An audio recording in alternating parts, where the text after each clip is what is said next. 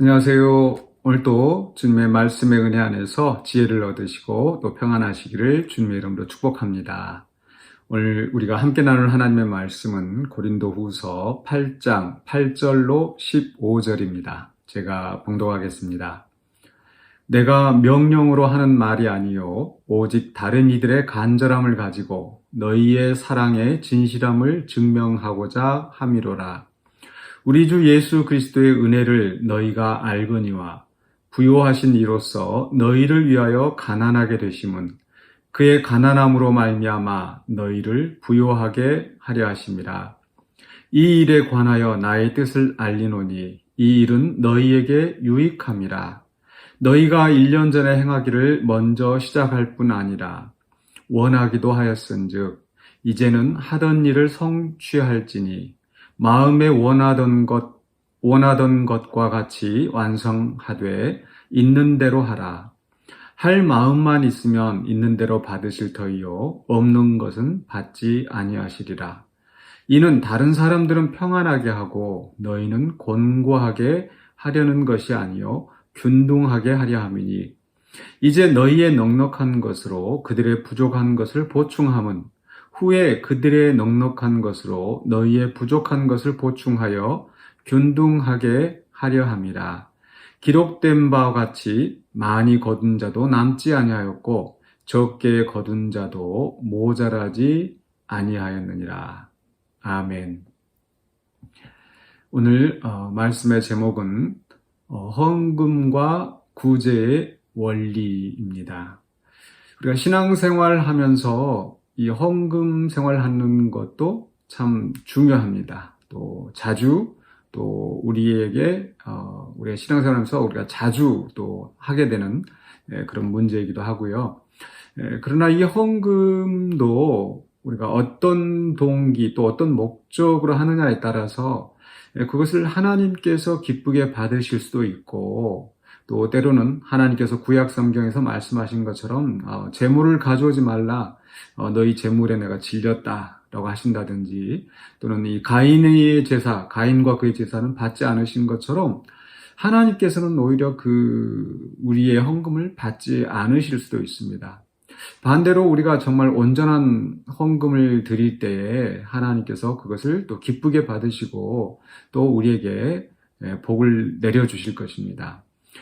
그런데 이 헌금을 정말 진실한 동기로 우리가 드려야 할 텐데 자칫 어떤 그 세속적인 가치관으로 마치 어떤 그 투자를 해서 또는 하나님 앞에 어떤 그 공로를 쌓아서 또 감동을 시켜서 뭔가를 더 얻어내려는 하나의 거래처럼 이렇게 헌금을 한다든지 또는 심지어 그렇게 강단에서 그렇게 가르치는 소리들을 들을 수가 있습니다.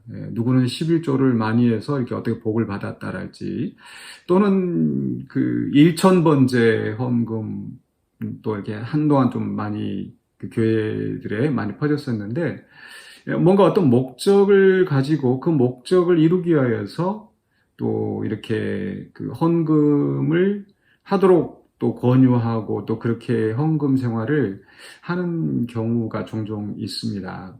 그런데 과연 이것이 바람직할 것인지 또 주님께서 기쁘게 받으실 것인지 우리가 좀 진지한 고민이 필요할 것 같습니다.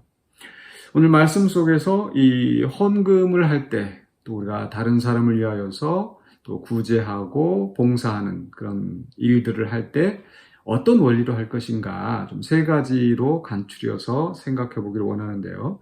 첫 번째로는 바로 은혜를 기억함으로 우리는 해야 합니다. 우리가 뭐 넉넉하고 힘이 있으니까 그냥 어떤 한다라는 그렇게 되면은 자칫 그게 우리의 공로가 되고 또 교만하게 어떤 내 도움을 받는 또는 그 헌금을 다른 사람보다도 많이 함으로써 우리가 교만해질 수가 있습니다. 그러나 우리가 헌금을 하고 또 다른 사람을 돕고 하는 이런 가장 근본적인 이유는 바로 우리가 예수 그리스도를 통하여 우리에게 주신 그 하나님의 은혜를 기억함으로 해야 된다라는 거. 우리가 은혜를 받았기 때문에 은혜를 베푸는 겁니다. 여기에서 이제 사도 바울이 이야기하는 것은 바로 9절에서 바로 우리 주 예수 그리스도의 은혜를 너희가 알거니와, 우리가 그리스도의 은혜를 받은 사람들이거든요. 어떤 은혜인가? 그분은 부요하신 이로써 너희를 위하여 가난하게 되셨다. 부요하신 이, 하나님과 동등하신 분, 온 세상이 그로 말미암아 창조되었고 그를 위하여서 또 창조되었다고 하는데, 그만큼 풍성하고 부유하신, 무엇 하나 정말 모자랄 것이 없는, 부족한 것이 없는 그런 분이시죠. 하나님과 동등하신 분. 그런데 그분이 가난하게 되셨다. 물론 이 가난함은 예수님께서 공생의 사역을 하실 때에 가난하고 머리 둘 것도 없고 경제적인 가난만을 말씀한 게 아니죠. 그분은 우리와 같은 인간의 몸을 입으신 것 자체가 가난해지신 겁니다. 낮아지신 거죠. 어떤 현실적인 제한이 있는. 또 육신의 몸을 입으실 뿐만 아니라 사역하실 때도 가난하셨고, 또 더 나아가서 유대인들에게 체포되어서 고난당하시고 조롱당하고 결국 십자가에 못 박혀서 돌아가시기까지 이 그런 엄청난 가난, 낮아지심, 희생을 겪으셨다라는 거죠. 그렇게 하신 이유가 뭐겠습니까? 그의 가난함으로 말미암아 너희를 부요하게 하려 하십니다. 우리 주님이 낮아지시고 우리 주님이 죽으신 것만큼 우리는 이제 그의 죽으심으로 말미암아 우리가 더 이상 죄에 매이지 않고, 또 죄로 말미암아 죽을 운명이 아니라 바로 우리가 새로운 생명으로 하나님 앞에 거듭나게 된 거죠. 이게 우리의 부요함입니다. 예수를 믿어서 그저 우리가 부자가 되고 성공하고 출세하는 것이 아니라 우리가 구원받고 하나님의 자녀가 되고 하나님 나라의 기업을 얻은 자가 되었다라는 거, 이것보다 더 큰 부요함은 없습니다. 예수 그리스도가 낮아지심으로 그 은혜로 말미암아 우리가 부요하게 됐다는 것을 기억해야 합니다. 그래서 이것이 가장 근본적인 동기, 우리가 헌금 생활을 하고 또 교회에서 봉사를 하고 다른 사람을 섬기는 이런 일을 할 때 그것이 가장 기초가 되어야 되는 거죠. 내가 그만큼 은혜를 받았기 때문에 이제는 그 은혜를 다른 사람과 나눈다는 그런 심정으로 하는 겁니다. 두 번째 원리는 무엇입니까? 헌금을 함에 있어서 두 번째 원리는 바로 마음의 원함으로 해야 한다. 마음의 원함으로. 이제 10절 하반부에 이 일은 너희에게 유익함이라 너희가 1년 전에 행하기를 먼저 시작할 뿐 아니라, 이미 바울이 이런 그 헌금이나 연보 이런 얘기를 하기 전에 먼저 그들이 시작했다라는 거죠. 그런데 그 시작한 것이 누군가 시켜서 억지로 한 것이 아니라 그들 스스로 원하였다고 합니다. 원하기도 하였은즉 이제는 하던 일을 성취할지니 마음에 원하던 것과 같이 완성하되 있는 대로 하라. 우리가 정말 예수님의 은혜를 생각할 때 우리 안에서 자원하는 마음으로, 주님이 나를 위하여 죽으셨으니 나는 이제 주님을 위하여 살겠노라.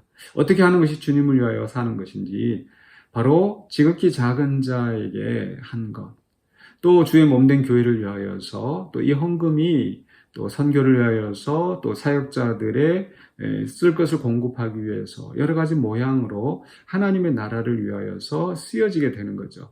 이런 것을 생각할 때에 우리의 마음에 자원하는 마음으로 드리는 것, 그런 헌금을 하나님께서 기쁘게 받으십니다. 그래서 12절에서 말씀하시죠. 할 마음만 있으면 있는 대로 받으실 터요.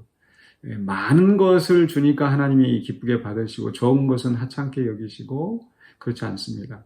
또 정말 내가 드릴 수 있는 것은 이만큼인데 그 이상 못하니까 막 부담스러워서 억지로 막 더 하려고 하는 거, 그럴 필요도 없다라는 겁니다. 정말 내가 물론 힘에 지나도록 자원하여서 최선을 다해 드리는 거, 이건 정말 아름다운 마음입니다. 그렇게 하는 것을 바울도 기쁘게 하는데, 그것이 인색함이 되지 않도록 마음의 진정한 원함으로 하는 것이 더 중요한 겁니다. 하나님의 은혜를 생각할 때 정말 그 은혜에 감격하여서 감사함으로, 자원함으로 먼저 내 마음을 드리고 그 물질이 따라오는 겁니다. 어쩔 수 없이 마음과 달린 물질을 들이면서 시험에 들고 인색하는 거, 그건 하나님께서 원하시는 것이 아닙니다. 하나님 뭔가 부족해서 우리에게 필요로 해서 우리에게 빼앗아 가시는 그런 분이 아니시거든요. 하나님은 우리의 마음을 받기를 원하십니다. 그러므로 우리가 헌금할 때에 어떤 뭐 다른 사람들에 대한 눈치 뭐 이런 것이 아니고 또 마지못해 하는 그런 마음이 아니고 오로지 자원하는 마음으로 진실한 마음으로 기쁘게 드려야 될 줄로 믿습니다. 세 번째 우리가 헌금을 하고 구제를 할 때 생각해야 할 것은 바로 더불어 사는 삶을 위하여 해야 한다는 겁니다. 분명히 이 세상의 이 경제 구조가 또 왜곡된 것이 있고 또 재난이 있고 예기치 못한 상황이 펼쳐질 수 있고 그런 속에서 누군가는 가난하게 되고 또 누군가는 풍요하게 되고 이런 불균형이 생길 수밖에 없는 거죠. 그런 속에서 이제 나는 풍족하니까 나는 나만 잘 살면 된다. 그런 사고방식이 그리스도인들에게 있어서는 안 되겠죠. 사도행전에서 초대교회 모습 그들이 가진 것을 다 팔아서 함께 공유하면서 그렇게 나아갈 때에 그 가운데 가난한 자가 없었더라라고 성경은 기록하고 있습니다. 즉 나는 아직 여유가 있는데 다른 사람들이 힘들고 고통스러운 것이 있다면 고통스러운 상황이라면 내 것을 나눔으로써 함께 더불어 살아날 수 있는 겁니다. 나 혼자만 살겠다고, 나 혼자만 더 편리하겠다고, 나 혼자 더 누리겠다고, 더 쥐면 쥐일수록 결국 내 것도 피폐해지고 약해질 수밖에 없는 겁니다. 그러므로 우리가 내가 여유가 있을 때는 또 여유가 있지 못하는 사람이 있을 수도 있다라는 거.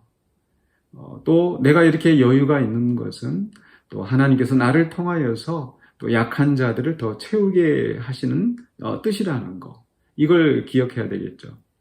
그래서 더불어 살아가기 위해서 우리가 헌금도 하고 구제도 하고 하는 겁니다. 이것은 곧 더 나아가서 또 나라고 항상 여유 있고 풍족한 것은 아니거든요. 우리가 살아온 과정들을 돌이켜보면 잘 될 때도 있고 못 될 때도 있고. 그런데 내가 잘 됐을 때 다른 사람을 도우면 반대로 내가 힘들고 어려운 순간에 다른 사람에게서 도움을 받을 수 있는 거죠. 그러니까 우리가 헌금을 한다라는 것은 16절에서 보니까 10절에서 보니까 바로 이 일은 너희에게 유익함이라라고 말씀하죠. 우리가 헌금을 하면서 야 이거 좀 아깝다는 생각이 들 수 있고 왜 나는 이렇게 열심히 일하고 저 사람들은 별로 일 안 하는 것 같은데 이런 생각이 자칫 들 수 있는데 거기는 이제 그 이상은 내가 헌금을 드리고 나서 그 이상은 생각하지 말고 일단 나는 최선을 다해서 내가 풍요할 때 내가 여유가 있을 때 헌금하고 바로 더불어 사는 삶을 위하여 그러면 나는 계속 손해보고 나는 계속 내주는 것이 아니라 오히려 내가 힘들고 연약한 순간이 되었을 때 또 다른 사람을 통해서 그렇게 또 도움을 얻을 수 있다는 거죠. 그렇게 함으로써 서로가 힘들고 어려울 때 상부상조해서 더불어 살아가는 공동체가 되고 그래서 더 연합할 수 있는 그런 성도의 공동체가 될 수 있는 겁니다. 이렇게 더불어 사는 삶을 위하여서 우리는 헌금하고 구제하고 또 섬기는 그런 일들을 해야 되겠죠. 오늘 말씀을 생각하면서 우리가 매주마다 또 하고 있는 이 헌금 생활, 또 구제, 봉사 어떻게 할 것인지 바로 은혜를 기억함으로 하시고 또 마음의 자원함으로 하시고 또 더불어 사는 삶을 위하여서 기꺼이 우리가 헌신할 수 있는 저와 여러분이 되시기를 주님의 이름으로 간절히 축원합니다. 기도하겠습니다. 사랑해 주님 감사합니다. 하나님과 동등하신 그 귀하신 분이 하늘 영광 버리시고 이 땅에 오셔서 낮아지시고 또 그렇게 고난과 또 희생을 치르신 예수님 바로 우리를 부요하게 하시려고 우리에게 생명의 구원을 베푸시려고 하신 일인 줄로 믿습니다. 우리도 주님의 은혜를 본받아서 우리도 다른 사람을 위하여서 은혜 베푸는 우리 심령들이 되게 하여 주시옵소서. 그리하여서 우리를 통하여서 하나님의 나라가 더욱 확장이 되어지고 주님의 영광이 크게 나타날 수 있게 하여 주시옵소서. 예수 그리스도 이름으로 기도하옵나이다. 아멘.